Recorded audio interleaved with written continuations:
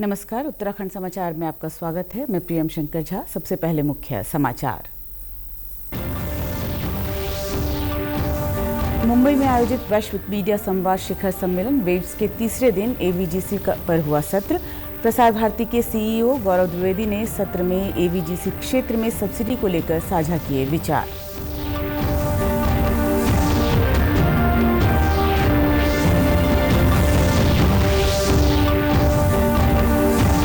नेपाल के सुदूर पश्चिम प्रांत के 10 सदस्यीय प्रतिनिधिमंडल ने मुख्यमंत्री पुष्कर सिंह धामी से की भेंट। भारत और नेपाल के मित्रतापूर्ण संबंधों व सीमावर्ती क्षेत्र में सहयोग को और अधिक सुदृढ़ करने पर हुआ विचार।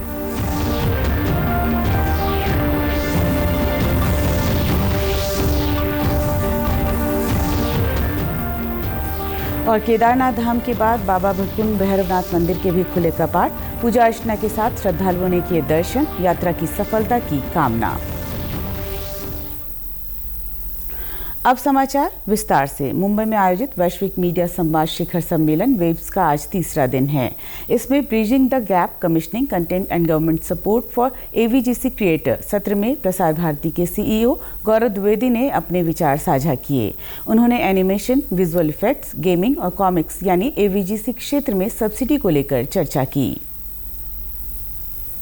Many countries around the world do provide for production subsidies, and you can get a subsidy from Switzerland or Canada or wherever, and you can go there and shoot and make a film there and get subsidized for it.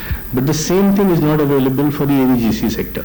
So which means that while your gestation periods are longer, your funding is more difficult, but you do not get the benefit of the subsidies which countries around the world are offering, and therefore you are not able to really fight on an equal footing. So this is the kind of gap that possibly needs to be addressed, so that even if you don't rely on grants, if your cost of production can be brought down, then you would be able to leverage the latest technologies and create high quality content faster and better. Nepal के सुदूर पश्चिम प्रांत के मुख्यमंत्री कमल बहादुर शाह के नेतृत्व में 10 सदस्यीय प्रतिनिधिमंडल ने आज मुख्यमंत्री पुष्कर सिंह धामी से उनके आवास में भेंट की। इस दौरान दोनों नेताओं ने भारत और नेपाल के मित्रतापूर्ण संबंधों व सीमावर्ती क्षेत्रों में सहयोग को और अधिक सुदृढ़ करने पर बल दिया। सीमावर्ती जिलों में आपसी समन्वय से विकास कार्यों को गति देने, सांस्कृतिक और धार्मिक संबंधों को बढ़ावा देने, पर्यटन विकास व आपदा प्रबंधन जैसे महत्वपूर्ण विषयों पर भी विचार विमर्श किया गया। मुख्यमंत्री धामी ने कहा कि उत्तराखंड और नेपाल की सामाजिक व सांस्कृतिक विरासत साझा हैं। दोनों क्षेत्रों के बीच सदियों पुराने ऐतिहासिक संबंध हैं। उन्होंने सीमावर्ती क्षेत्र में व्यापार, स्वास्थ्य, शिक्षा और इंफ्रास्ट्रक्चर विकास में सहयोग के लिए उत्तराखंड सरकार की ओर से हर संभव सहयोग का आश्वासन दिया। इस अवसर पर नेपाल के सुदूर पश्चिम प्रांत के मंत्री वीर बहादुर थापा, सदस्य घनश्याम चौधरी, नरेश कुमार शाही, झपत बहादुर सौद, शेर बहादुर भंडारी, सुदूर पश्चिम प्रांत के प्रमुख सचिव डॉक्टर कमल प्रसाद पोखरेल शर्मा, सचिव सूरत कुमार बम और राजनीतिक सलाहकार डॉक्टर जितेंद्र उपाध्याय मौजूद रहे। मुख्यमंत्री पुष्कर सिंह धामी ने नैनीताल की दुष्कर्म पीड़िता लड़की के परिजनों को न्याय और सुरक्षा का आश्वासन दिया है। घटना की गंभीरता को देखते हुए उन्होंने पीड़ित लड़की के परिवार से फोन पर बात की और आश्वस्त किया कि परिवार को हर संभव सहायता दी जाएगी। उन्होंने कहा कि राज्य सरकार पीड़िता और उसके परिवार के साथ पूरी दृढ़ता से खड़ी है। मुख्यमंत्री ने नैनीताल के डीएम और एसएसपी को निर्देश दिए कि पीड़िता के परिवार को आवश्यक सुरक्षा और सभी प्रकार की प्रशासनिक सहायता तत्परता से उपलब्ध कराई जाए। उन्होंने स्पष्ट किया कि दोषियों को किसी भी हालत में बख्शा नहीं जाएगा और सख्त से सख्त सजा दिलाई जाएगी। मामले में त्वरित जांच और शीघ्र न्याय सुनिश्चित करने के निर्देश देते हुए मुख्यमंत्री ने कहा कि राज्य सरकार इस अमानवीय कृत्य करने वाले अपराधी को कठोर दंड दिलवाएगी। इस बीच नैनीताल के डीएम और एसएसपी ने भी पीड़िता और उसके परिवार से मुलाकात कर निष्पक्ष जांच और सुरक्षा का भरोसा दिलाया। किसी भी कीमत पर जिन्होंने कानून तोड़ा है, अपराध किया है, उनके खिलाफ सख्त कार्रवाई और सख्त कार्रवाई के लिए कहा गया है कि कोई भी अपराधी यहाँ बचने नहीं पाएगा। श्री केदारनाथ धाम के कपाट कल 2 मई को खुल चुके हैं। केदारनाथ धाम के कपाट खुलने के बाद आज बाबा भकुंड भैरवनाथ मंदिर के कपाट भी श्रद्धालुओं के लिए खोल दिए गए हैं। श्री बद्रीनाथ केदारनाथ मंदिर समिति और केदारनाथ तीर्थ पुरोहित समाज की उपस्थिति में विधिवत पूजा अर्चना के साथ कपाटोद्घाटन संपन्न हुआ। इस अवसर पर तीर्थ पुरोहितों और पुजारियों ने भैरवनाथ की पूजा की और यात्रा के सुगम संचालन व जन कल्याण की कामना की। कपाट खुलने के दौरान बड़ी संख्या में श्रद्धालु मौजूद रहे और उन्होंने दर्शन कर पुण्य लाभ अर्जित किया। हल्द्वानी के दमुआ ढुंगा स्थित अंबेडकर पार्क सभागार में आज आयोजित कार्यक्रम में महिला सशक्तिकरण एवं बाल विकास मंत्री रेखा आर्य ने प्रशिक्षण प्राप्त महिलाओं को सिलाई और ब्यूटिशियन किट वितरित की। इस अवसर पर उन्होंने कहा कि बेटियों में बचपन से ही लीडरशिप क्वालिटी विकसित करने पर ध्यान दिया जाना चाहिए। अगर हम अपनी बेटियों को बचपन से ही सशक्त बनाएंगे तो वे समाज में सम्मान के साथ जीवन व्यतीत कर पाएंगी।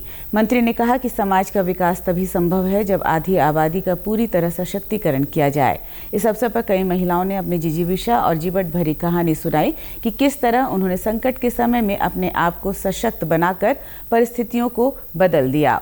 महिला सशक्तिकरण मंत्री रेखा आर्य ने कहा कि निश्चित रूप से ये महिलाएं पूरे नारी समाज के लिए महिला सशक्तिकरण की आदर्श बनकर उभरी हैं। महिलाएं जो बिल्कुल ग्राउंड जीरो पर हैं, जिनको स्वरोजगार की सख्त आवश्यकता है, ऐसी महिलाओं को चिन्हित करते हुए उन्हें स्वरोजगार के लिए वो प्रशिक्षण दे। इसके साथ साथ में उनको स्वरोजगार प्रशिक्षण के साथ साथ उनको किस प्रकार से साधन मुहैया कराया जाए ताकि उनका ये स्वरोजगार आगे भी निरंतर चलता रहे। तो आज उसी कार्यक्रम में शिरकत करने का अवसर मिला और निश्चित रूप से कई गरीब महिलाओं ने, निर्बल महिलाओं ने अपनी भावनाएं भी वहां पर व्यक्त करी कि किस प्रकार से विभाग द्वारा संचालित इस योजना के अंतर्गत में आज उनको जो सिलाई मशीन प्राप्त हो रही है जिसका कि उन्होंने प्रशिक्षण लिया है, इसके साथ ही जो ब्यूटिशियन किट उनको प्राप्त हुआ है जिसका उन्होंने प्रशिक्षण लिया है, जो कि समय की मांग के अनुसार भी जो है मुझे लगता है कि उनके इस आगे चल के व्यवसाय के रूप में बदलेगा तो निश्चित रूप से बहुत फलित होगा। तो आज उन महिलाओं को लाभार्थी के रूप में और उन्हें ये किट प्रदान करते हुए बेहद प्रसन्नता हुई है। निश्चित रूप से सरकार का ये पूरा संकल्प है कि हमारी मातृशक्ति जो है वो स्वरोजगार परक बने, आर्थिक रूप से सशक्त बने, सामाजिक रूप से सशक्त बने, उसी दिशा में जो है ये बढ़ते हुए कदम है। प्रदेश में अगले 4 दिन मौसम बदला रहेगा। खासकर पहाड़ी जिलों में बारिश, ओलावृष्टि और तेज हवाएं चलने की संभावना है। इसे देखते हुए मौसम विभाग ने ऑरेंज अलर्ट जारी किया है। प्रदेश में सक्रिय पश्चिमी विक्षोभ के कारण ये स्थिति बनी है। हालांकि पिछले 2 दिन में मिली अच्छी बारिश से जहां लोगों ने गर्मी से राहत पाई है, वहीं वनाग्नि की घटनाओं पर भी अंकुश लगा है। देहरादून स्थित मौसम विज्ञान केंद्र के निदेशक विक्रम सिंह ने बताया कि 6 मई तक हल्की से मध्यम वर्षा और ऊंचाई वाले इलाकों में बर्फबारी के आसार हैं। ओलावृष्टि होने के साथ ही तेज हवाएं भी चलेंगी। 7 मई से इसमें कमी आने की उम्मीद है। कि अनेक जगहों में 3, 4, 5 तारीख में तो जो है एक्टिविटी प्रदेश में मिलने वाली है और हल्की से मध्यम तक जो ज़्यादातर जो है वो रहेगी। इसके साथ साथ आप देखेंगे इस समय जो एक्टिविटी होती है थंडरस्टॉर्म ज़्यादा रहते हैं और थंडरस्टॉर्म में ये देखा गया कि कहीं कहीं पर जो है इंटेंस स्पेल भी 3, 4 तारीख में और 5 तारीख में बात करूँ मैं, वो भी मिलेंगी जो है। खासकर जो हमारे अंदर के डिस्ट्रिक्ट्स हैं, पिथौरागढ़ है, चाहे बागेश्वर है या इसी तरह चमोली है, रुद्रप्रयाग है, इवन उत्तरकाशी है, तो इनमें इंटेंस स्पेल भी कहीं कहीं पर आप देखेंगे 3, 4, 5 में जो है वो मिलेंगी। बारिश और ओलावृष्टि के साथ पहाड़ी क्षेत्रों में सुबह और रात के तापमान में गिरावट को देखते हुए मौसम विभाग ने 4 धाम यात्रियों और पर्यटकों से अतिरिक्त सावधानी बरतने की सलाह दी है। जो श्रद्धालु जा रहे हैं, तीर्थयात्री जा रहे हैं या विजिटर्स हैं, टूरिस्ट हैं, तो उनको ये ध्यान रखना कि जब थंडरस्टॉर्म एक्टिविटी हो रही है तो उस समय थोड़ी देर इंतजार करें सेफ जगह पे। ये एक्टिविटी बहुत ज़्यादा नहीं चलती, किसी लोकेशन में 2 घंटा 1.5 घंटा इस तरह ये चलती हैं, उसके बाद कम हो जाती है या ख़त्म हो जाती है, तो फिर आप आगे बढ़ सकते हैं।